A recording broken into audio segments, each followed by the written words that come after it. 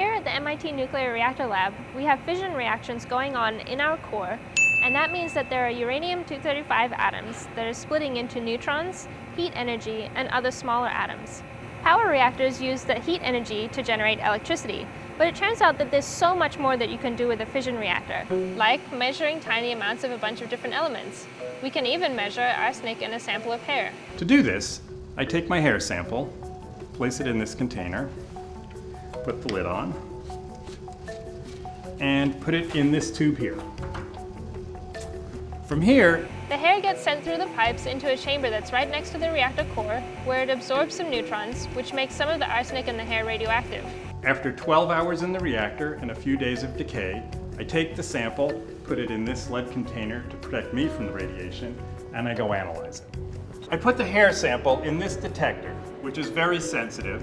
So sensitive, it measures radiation from individual arsenic atoms in my hair. The area under this peak tells us how much arsenic is in the sample. So our reactor can tell us if someone's been exposed to things like arsenic just by analyzing their hair. It can measure very small amounts of a lot of different elements in materials that are difficult to measure otherwise. Cool thing number 2 is that we're using the neutron beam produced in our reactor to see the microscopic structure of materials. The neutrons produced by the fission reaction come out as a beam and they hit the sample, which is positioned right here.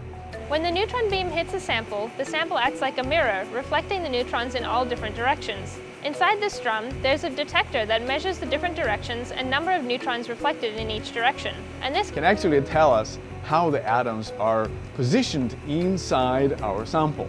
So on the x-axis here is the angle of the detector with respect to the sample, and on the y-axis is the number of neutrons that the detector sees. So at this position, there are a lot of neutrons, almost 1,400 per second. And over here, there are about 600. Down here, there are almost no neutrons. So using these numbers, we can figure out how atoms are arranged inside of a material. Scientists at other reactors want to use this method to see how the atomic structure of different nuclear fuels change while they're used in a reactor. Seeing these changes can help us develop new, safer, and more efficient types of nuclear fuel. And using neutrons is the only way that we can see these changes in atomic structure. You wouldn't be able to see the same thing with a regular microscope or any other method. Number 3, we can turn gold into tools to fight cancer. We start by loading tiny seeds of gold into a holder that we call a rabbit. So I'll take the rabbit over to one of our shielded work areas where we can insert the rabbit into the reactor.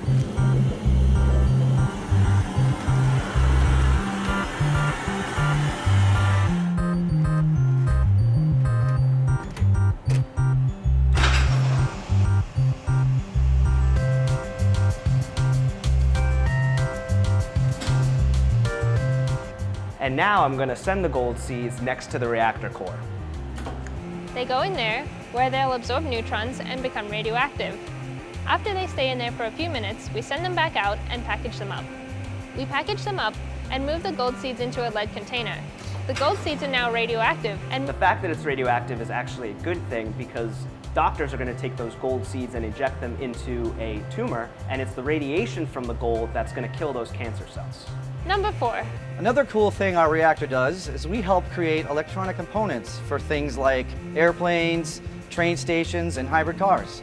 So right now, this silicon does not conduct electricity, but I can change that by loading it into the reactor.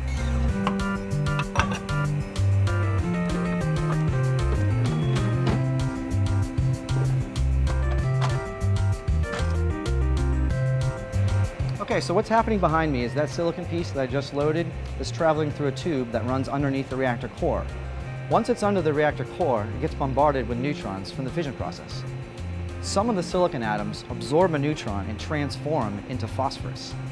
It's this phosphorus that makes the material a really good semiconductor. This is what the silicon looks like before it goes into the reactor, and this is what goes into electronics.